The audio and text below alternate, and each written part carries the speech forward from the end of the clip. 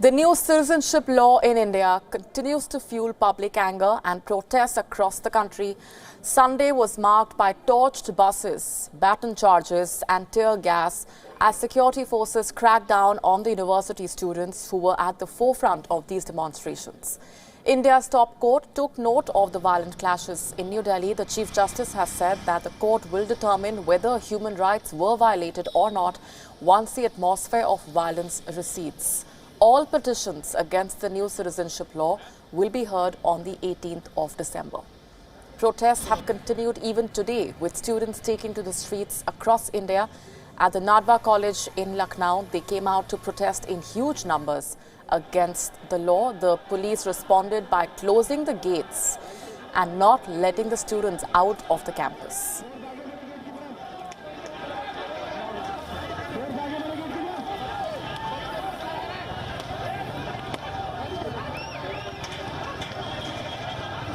Authorities are saying that the students were hurling stones at them but have now started returning to their classes.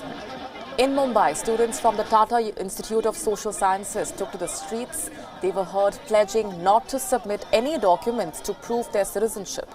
Around 172 students from the Indian Institute of Management in Bengaluru have written a letter to Prime Minister Modi condemning the crackdown on the students in Jamia. And this brings the total number of protesting universities to around 12.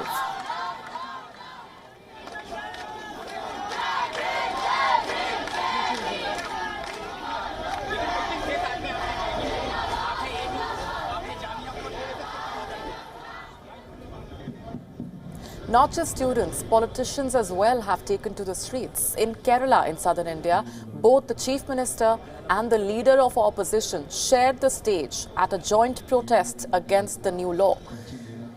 West Bengal Chief Minister Mamata Banerjee also took out a rally against the new law. West Bengal, Kerala and Punjab are the three states that have outrightly rejected the Citizenship Act.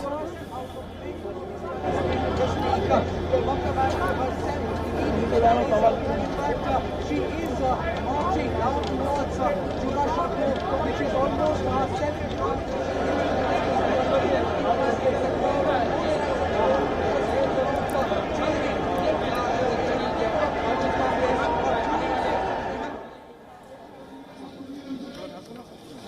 Yesterday's clashes at the Jamia University in New Delhi, however, were the most violent. The police even barged into the university campus and detained around 50 students. All of them were released at around 3:30 a.m. local time earlier today after massive backlash. The plan earlier in the day was to march from Jamia University to Jantar Mantar, but the demonstrations soon turned violent as protesters set fire to buses and two-wheelers. We have to tell you, though, that there are unconfirmed reports that say that it may not have been the students who set the vehicles on fire, but other malignant actors. Jamia's Vice-Chancellor has come out in support of her students. She blamed outside actors for the violence and demanded a high-level inquiry into the entire incident. हमारी एक बहुत strong request है और हम demand करेंगे कि इसके ऊपर एक इंक्वायरी, हाई लेवल की इंक्वायरी हो और हम लोग ये रिक्वेस्ट अपने मंत्री जी से करेंगे और वो किस लेवल से कर सकते हैं वो कराएं, क्योंकि ये देखने के लिए कि अंदर आके उनकी यूनिवर्सिटी के अंदर बिना इजाजत की पुलिस का आना और उसके बाद इतने प्रॉपर्टी का और हमारे मेंटल बच्चों के जो मेंटल स्टेटस है उसका इतना डैमेज करना, ये जो है क्या ऐसा अलाउड है किसी भी यूनिवर्सिटी के अंदर? इट्स नॉट एट्रॉस। और उनके साथ जो एट्रोसिटीज हुई हैं अंदर, क्योंकि कैंपस में अंदर लाइब्रेरी में बैठे, मैं मेनली लाइब्रेरी कह रही हूँ, हमारे और जगहों पे जिनके वो बहुत सारे रिवर्स आती हैं, मेनली लाइब्रेरी हम कहेंगे। And soon ripples were felt across India as university students expressed solidarity with their counterparts in Delhi. At the Aligarh Muslim University in Uttar Pradesh, batons and tear gas were used by the police to clamp down on the protests.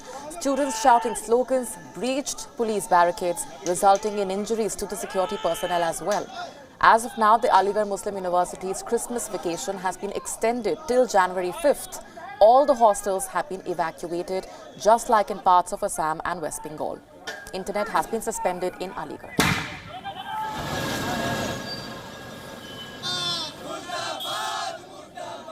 Similar protests also broke out at the Banaras Hindu University, the Maulana Azad Urdu University in Hyderabad and the Jadavpur University in Kolkata.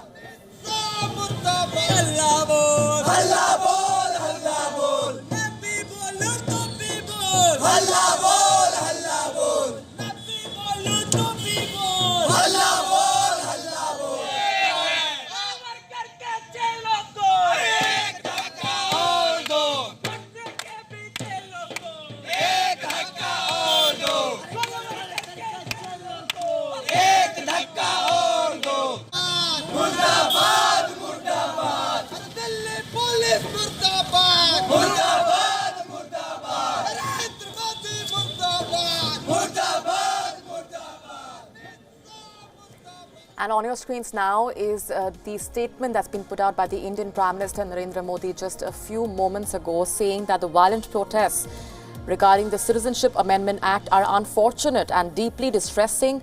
Debate, discussion and dissent are essential parts of democracy, he says, but never has damage to public property and disturbance of normal life been a part of our ethos.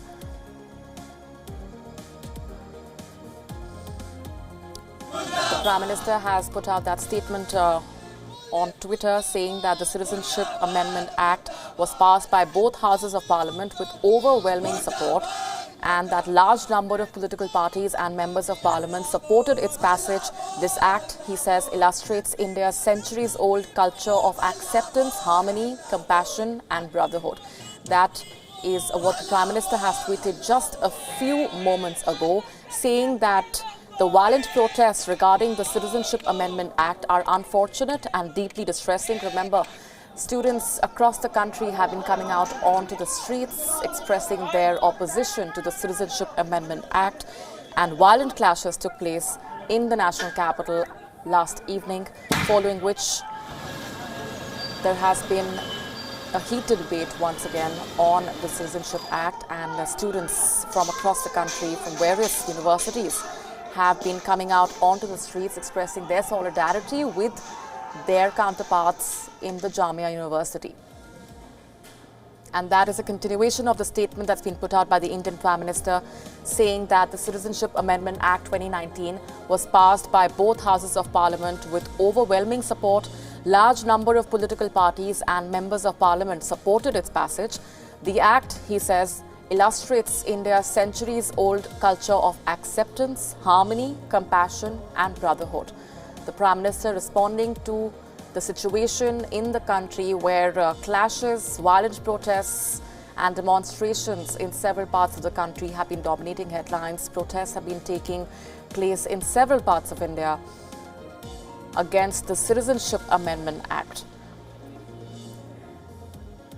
The Prime Minister has also said that he wants to unequivocally assure his fellow Indians that the Citizenship Amendment Act does not affect any citizen of India of any religion.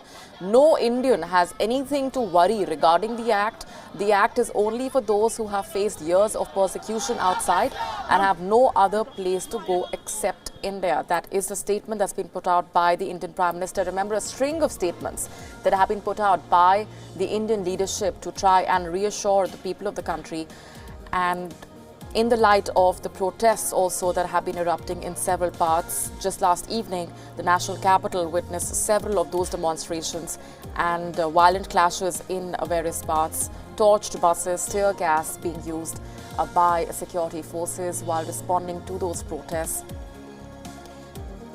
And that's been the statement that's been put out once again now by the Indian Prime Minister.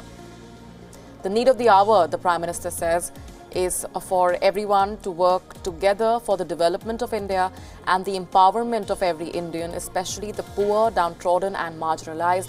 We cannot allow vested interest groups to divide us and create disturbance.